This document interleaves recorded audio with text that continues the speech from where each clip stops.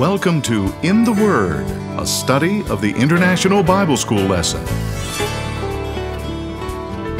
Join Dr. Lee Magnus, Professor Emeritus of Bible, and Dr. Bill Gwaltney, Professor Emeritus of Bible, both from Milligan College, as they bring you their thoughts and knowledge of the study of the Sunday School lesson for the day. Now, here is Dr. Magnus. Welcome to In the Word. We're so glad you could join us this week for another in our series of lessons from the International Sunday School lessons. And we're continuing our study in the letters of Paul. And we have an overall theme of justice. And we've come back to Romans. So we were Romans just 2 weeks ago, I think, weren't we? Yeah. Now we're in chapter 12. Right. And things have changed a little bit because of Paul's tendency to focus on what we believe early in his letters and then shift to how we live out our lives in the light of what we believe. Right. Yeah. And that's definitely true. Where does the transition take place? Right in Romans? at chapter 12. This is the great therefore. We are at the moment that the seesaw tips the other direction, aren't we? And Paul has taken an extended amount of time to discuss, to lay out for the Roman Christians his understanding of the Christian faith. 11 chapters. 11 chapters, Good which is teaching. way longer than most of his letters are, and definitely way longer than he usually attends to that topic. But he doesn't leave out the importance of applying our faith to our lives. No. And so these last several chapters from 12 through 15 focus on that. But it's fun to be at that turning point, isn't it? It is. Yeah, and so it's a familiar passage as he changes yeah, at chapter yeah. 12, because the 11 chapters have built up, and the opening part of chapter 12, therefore I urge you, brothers, in view of God's mercy, to offer your bodies as living sacrifices. Yeah. And you called it the great therefore. Yeah. That word therefore is always used to say what I'm about to talk about flows directly out of what I've just talked about. Because of this. Yes. Now because of this. Yeah, so that word therefore is really very significant. I should mention there in verse 1 that the word bodies doesn't mean the same thing as it does to us in our culture today. When we use the word bodies, we usually mean our physical reality, our flesh and blood. But when Paul would have used the word body back in the first century, it signified the whole person, the emphasis. So it's not just give your bodies, give your flesh and blood, but present your whole selves, is what he's talking about here, as a living sacrifice, holy and acceptable to God. And then verse 2 is where we get this wonderful passage about conformity and transformation. Right. He goes on to say, do not conform any longer to the pattern of this world, but be transformed by the renewing of your mind. Then you'll be able to test and approve what God's will is, his good, pleasing, and perfect will. Yeah. Paul's been discussing God's will in the first 11 chapters. God's will is leading to the saving work of Jesus. And so now he's calling on us to be transformed so that our lives are commensurate with that will. And the will of God, not lived out in conformity to worldly standards or the will of the world. So those first two verses we just had to comment on because they are the kind of the impetus for the whole rest of the book of Romans, and definitely the impetus for the passage we're about to read. Our printed text takes up at verse 9. And so we also skip verses 3 through 8, which are a couple of important themes as well. One of them, Paul takes up this important point of Christian humility. Yes. And the statement, not to think more highly of yourself than you ought. Those are fairly familiar words to us. And we see these popping up in Paul's writings, for instance, in in Philippians chapter 2, there's that wonderful section about have this mind in you. Yeah, and paying attention to the needs and interests of others rather than to the needs and interests of yourself. Yeah. Some Christians wonder how in the world we can get away with being so other-focused and say, well, who's going to watch out for me, or who's going to take care of me if all of my focus is on you? Do you have an answer to people who have said that? That's where the body of Christ is significant, because we care for one another. Yeah. And He cares for us. Right. So I can afford to watch your back because you or somebody is watching mine. So that's good.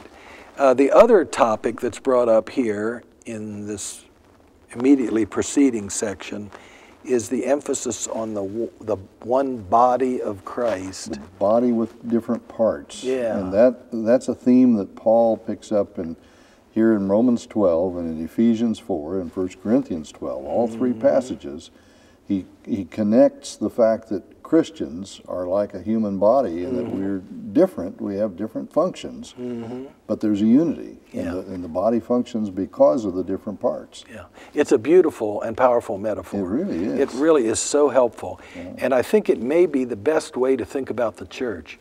Our tendency is to think about the church sometimes as if it were an institution or an organization, and model it on a kind of a government or an army or a business or whatever. And there's a sense in which those metaphors can be helpful. But I find this body metaphor is the most helpful because it emphasizes both the unique giftedness and ministries that we each individually have, but the interconnectedness. And that Jesus is the head. Yeah, Christ is the head of the body.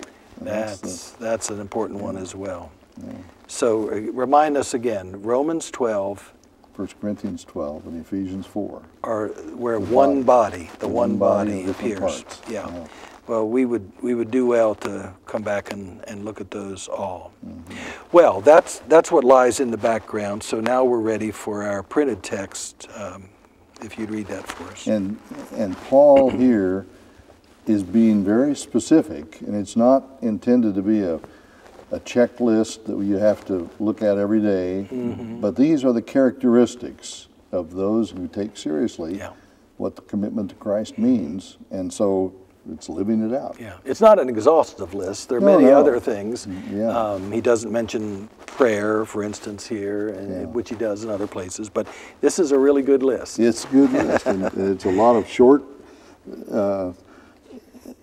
exclamations. So it's a hortatory passage. Yeah, good admonitions for Christian living. Yeah. But Romans 12, beginning at verse 9. Love must be sincere. Hate what is evil. Cling to what is good. Be devoted to one another in love. Honor one another above yourselves. Never be lacking in zeal, but keep your spiritual fervor serving the Lord. Be joyful in hope, patient in affliction, faithful in prayer. Share with the Lord's people who are in need. Practice hospitality. Bless those who persecute you. Bless and do not curse. Rejoice with those who rejoice. Mourn with those who mourn. Live in harmony with one another. Do not be proud, but be willing to associate with people of low position. Do not be conceited. Do not repay anyone evil for evil. Be careful to do what is right in the eyes of everyone. If it is possible, as far as it depends on you, live at peace with everyone. Do not take revenge, my dear friends, but leave room for God's wrath, for it is written, "It is mine to avenge, I will repay," says the Lord. On the contrary, if your enemy is hungry, feed him. If he is thirsty, give him something to drink. In doing this, you will heap burning coals on his head. Do not be overcome by evil, but overcome evil with good. Thank you very much. What a list this is. Yes. What a list. Well, we'll just have to take each of these admonitions kind of separately and see if we have any comments to make about them. The first one, love must be Starts with love. sincere. He starts with love. Yeah. And there are a number of different words for love here. The Greek language has many synonyms for love. And this one is the one that we talk about the most, agape love, which is kind of emphasizes a self-sacrificial, other-oriented love. But I want to say that, but be very careful not to give the impression that agape is the only form of Christian love, because we're going to see some other words here that talk about different aspects of love which are equally Christian, equally important. But this one is agape. That word sincere, by the way, literally is unhypocritical. Right. And we've talked about the hypocrites when we were...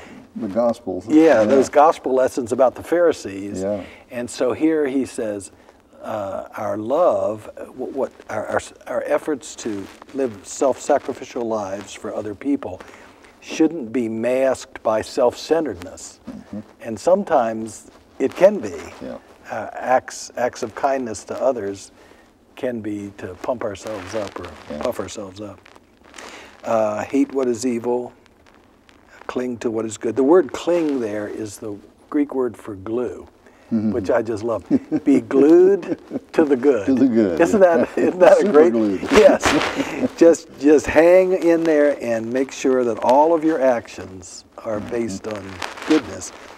So be glued to the good.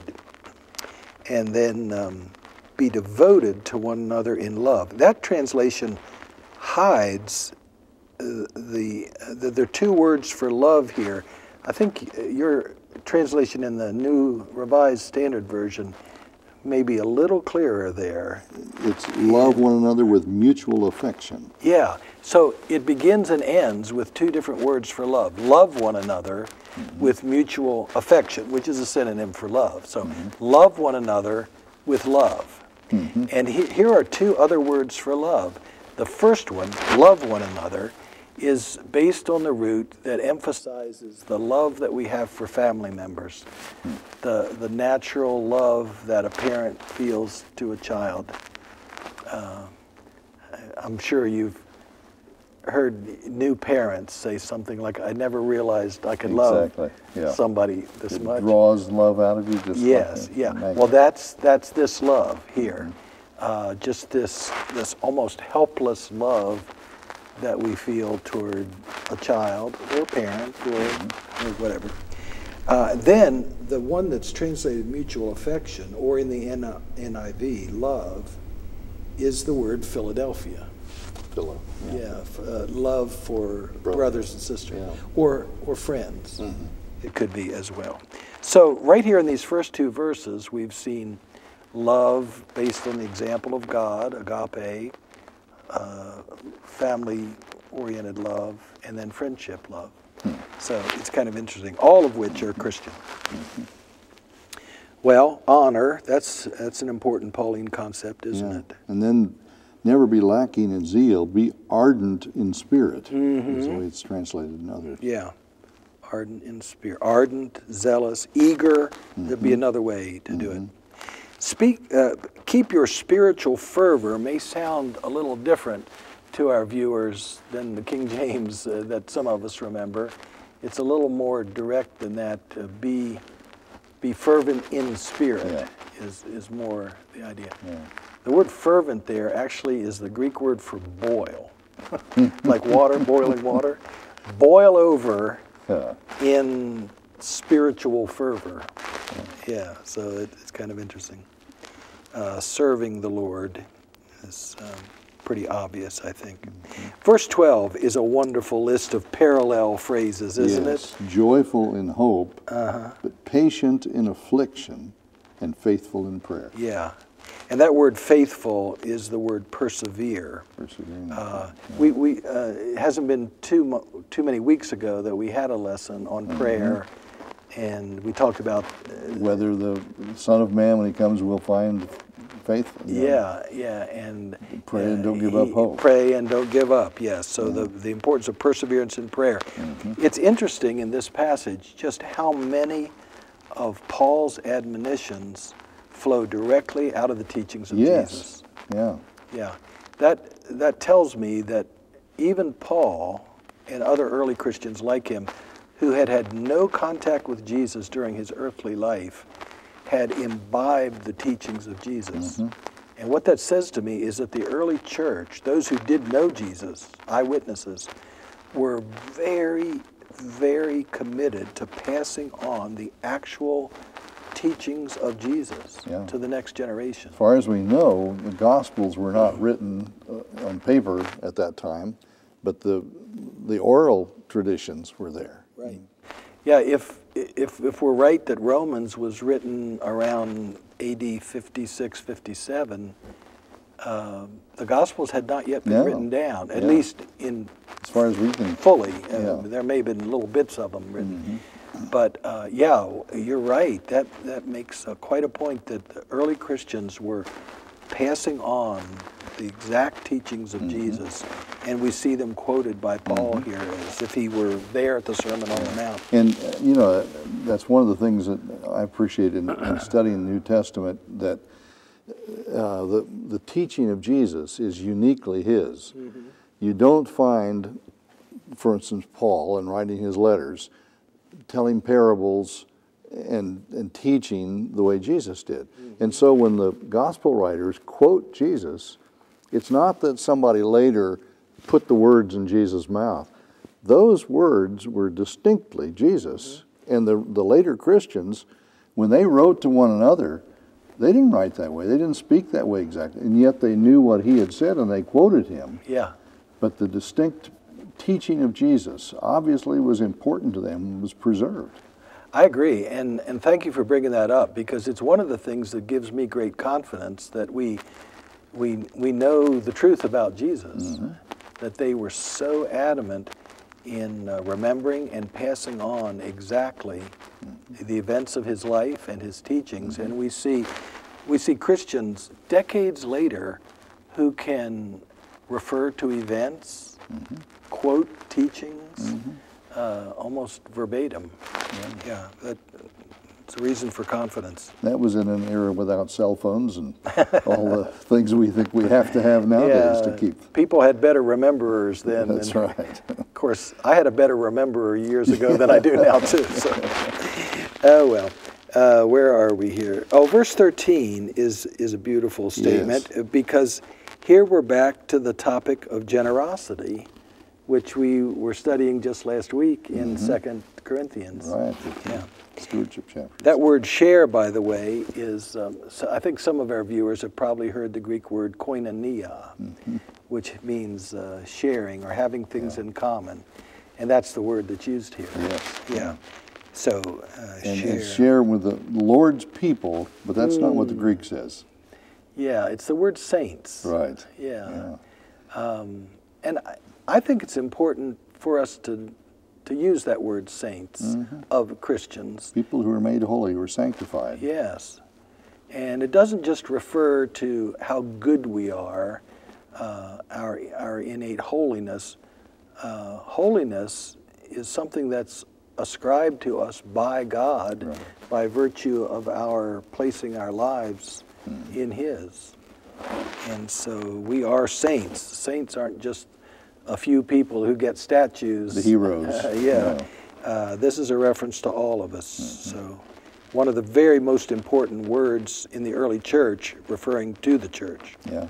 And practice hospitality. Yeah, hospitality. Now let's see, what is hospitality? Is that just having dinner parties every once in a while with Fix your some best desserts friends? once in a while. And, Having some of your Sunday school class over for a picnic? There's nothing wrong with that, Right. but it's way more than that. Oh, yes. Yeah, the word hospitality in Greek is literally love for aliens. That's interesting. Immigrants, aliens, love foreigners. for foreigners, love for strangers. So it doesn't mean just having a nice dinner party for your best friends, your supper club or something. It means finding ways to be a gracious host and making welcome people who aren't like you and aren't from around here, and maybe in the past didn't like you, and you didn't like them. Yeah. They're aliens, strangers. Well, verse 14 certainly sounds familiar, doesn't it? Yes, Sermon on the Mount comes through here. Just almost word for word. Bless those who persecute you. Bless and do not curse. But then verse 15 is a tremendously important passage, a verse for helping one another, rejoicing with those who rejoice, mourning with those who mourn, sharing life at the deepest level. Yeah, Christian empathy is a great gift, and some people are so good at it, and the rest of us need to work on it, I think. Yeah, just really, I don't know, like the old Native American expression of walking a mile in someone's moccasins or whatever. Just really putting ourselves into the life situation of other Christians. To share the high points and the low points. To be there with Yeah, it's a wonderful gift. It's what pastors do. And I'm using that word pastor not just to refer to senior minister, Right. but to shepherd type to all, Christians. yes, all it should be the goal of all Christians, and especially important for Christian leaders. Now, verse 16 literally says, be one in thought with one another. That could be a dangerous concept. Does that mean we have to have uniformity of thinking? Here's a place where the NIV takes liberty to say live in harmony, Yeah, which probably is a better understanding. it than- really is than good. The idea of uniformity. Yeah. We're not all alike. We No. never will be. And we do have different perspectives on things. But harmony in a musical group Yeah, is the different voices blending together in yeah, a way that yeah. it's good. Yeah, we're singing different notes at times, but they resonate with one another and together make a beautiful chord or a beautiful sound. Yeah, that is a very helpful translation. Then we come back to humility, which is a topic he's already addressed earlier in chapter 12. The latter part of this statement, do not be proud, is so interesting. It says, be willing to associate with, and the word people is not actually in the original text. It says, be willing to associate with the lowly.